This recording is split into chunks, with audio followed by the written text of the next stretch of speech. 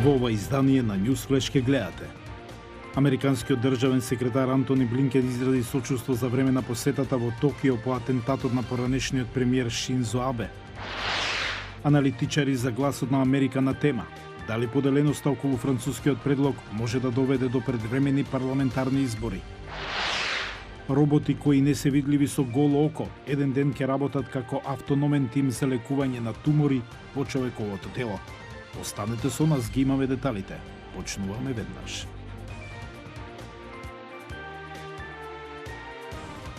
Поздрав од Вашингтон, ова е ТВ журналот Newsflash на Гласот на Америка на македонски јазик и јас сум Јован Чановски.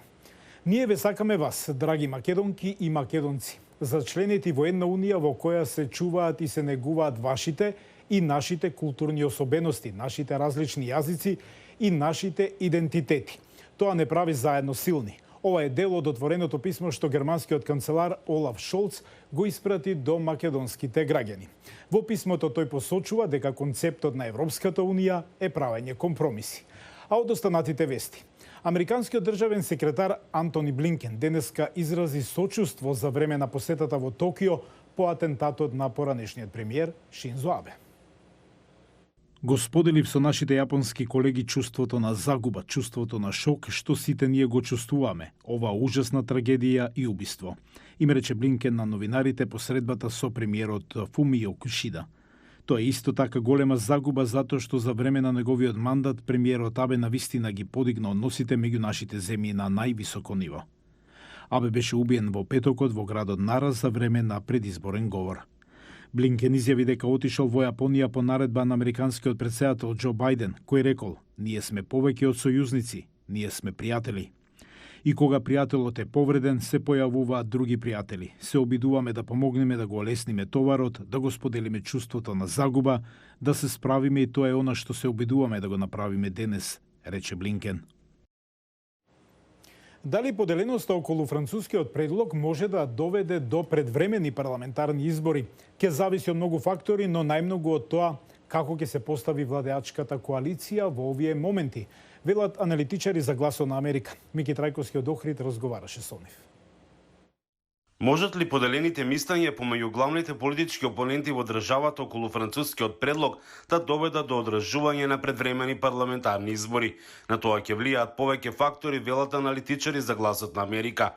Аналитичарот Петар Арсовски вели дека сето тоа ќе зависи најмногу како ќе се постави владеачката коалиција во овие моменти. Доколку владеачката коалиција постигне консензус за францускиот предлог, тога шансите за предвремени избори драматично се намалуваат. Доколку пак се разединат, има различни ставови, тогаш ќе се разединат и во својата вкупна политичка поддршка, па предвремените парламентарни избори стануваат реална можност. Александар Кржаловски од Македонскиот центар за меѓународна соработка смета дека атмосферата во општеството е веќе поларизирана во однос на прифаќањето или одбивањето на предлогот, наместо спротивставувањето на аргументи за или против. Ова веројатно ќе бидејќи владата може да го изведе ова и да го протурка, односно да извести Европската комисија дека го прифаќа предлогот и без согласност на опозицијата, односно со просто мнозинство во собранието или само со владина одлука, веројатно ќе предизвика опозицијата да ги засили своите барања за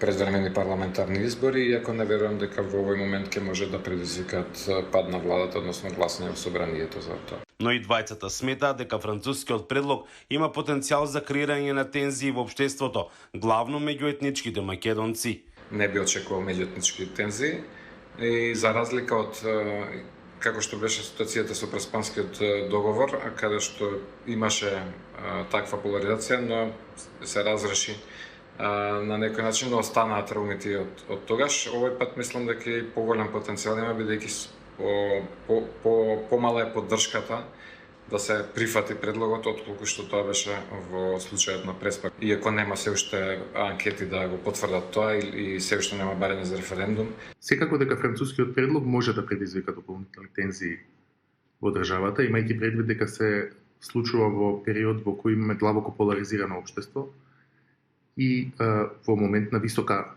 политичка тензија во државата, една системска политичка криза, ако сакате. Вчерашните протести кои се заканија да станат насилни го покажуваат тоа Дополнително, и временскиот притисок од брзо разрешување на ова прашање ги подгрева емоциите и тензиите, вели Арсовски. Од Охрид за Гласот на Америка, Мики Трајковски. Од 7 гватемалци кои што неодамна беа пронајдени мртви во камионска приколка во Тексас, 2 биле тинејџери кои патувале без возрасно лице. Трагедијата и натаму ја бранува јавност. Членовите на семејството се обидуваат да откријат зошто тргнале на опасното патување во Америка. Еве ја приказната. Пасквал Гујчак и Хуан Тилу биле братучеди од Западна Гватемала. Имаат 13 и 14 години. Пред 15 дена замина за подобар живот да напредуваат. Може би мислеа дека имаат иднина, но тогаш се случи оваа трагедија. Тинеџерите кои патувале без придружба во САД биле двајца од 53-те од Мексико, Гватемала и Хондурас кои загинале во камион во Сан Антонио, Тексас. Роднините велат дека последната комуникација со нив била во понеделникот кога испратиле порака да кажат дека се во САД. Ние сме сиромашни во Гватемала, а тој ни рече дека оди во подобар живот, затоа и замина. Но за жал се случи ова. Министерството за надворешни работи на Гватемала потврди дека уште 5 гватемалци загинале во камионот.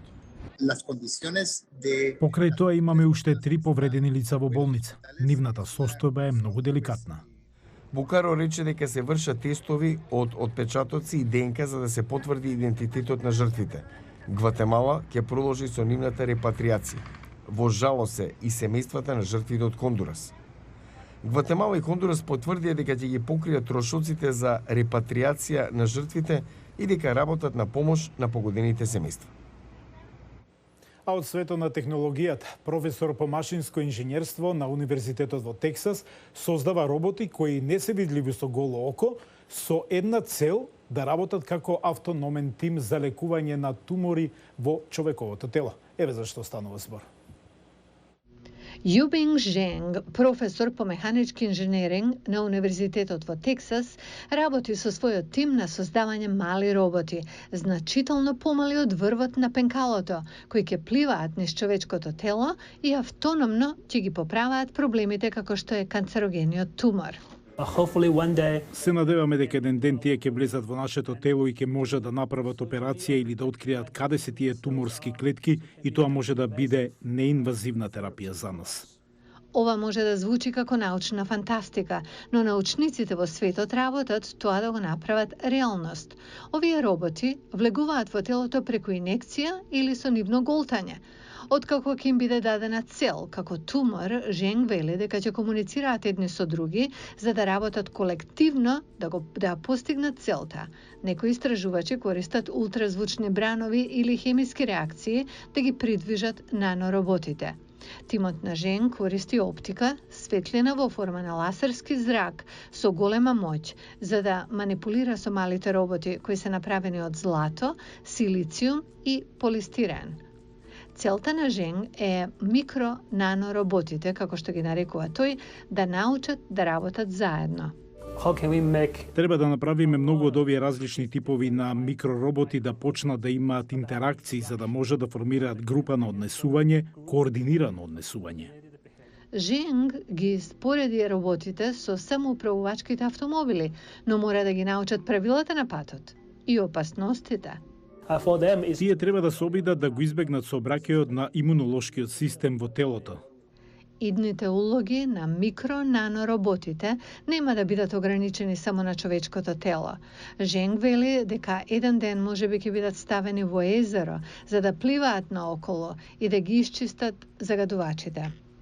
Клиничките студии кај луѓето треба да започнат во следните неколку години, така што можеби нема да помине многу долго време пред нанороботите да вршат операции внатре во нашето тело. Со нетрпение го очекуваме овој момент. Го гледавте Ньюсфлеш на Гласот на Америка на македонски јазик и јас сум Јован Чановски од студиото во Вашингтон. Имајте убав ден. Пријатно.